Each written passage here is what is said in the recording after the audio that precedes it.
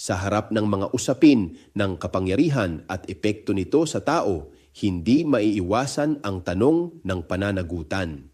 May hangganan ba ang kapangyarihan? Ang impeachment case laban kay VP Sara Duterte at ang kaso ni dating Pangulong Rodrigo Duterte sa International Criminal Court ay sumasalamin sa mas malalim na usapin, pananagutan laban sa impunity. Hindi ito simpleng away politika. Ito ay tanong kung ang batas ay tunay na umiiral para sa lahat o para lamang sa iilan.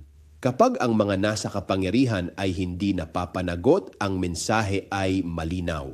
Maaring gawin ang lahat ng walang kapalit, ngunit ang isang makatarungang lipunan ay hindi natatakot maningil. Ito ay naninindigan na ang bawat kapangyarihan ay may kaakibat na pananagutan. Dahil ang tunay na lakas ng bayan ay hindi nasusukat sa takot, kundi sa kakayahan nitong ipaglaban ang katarungan. Ako si Bishop Tonyo, obispong migrante sa Europa, at ito ang Damdaming Makabayan, tinig mula sa laylayan. Hanggang sa muli!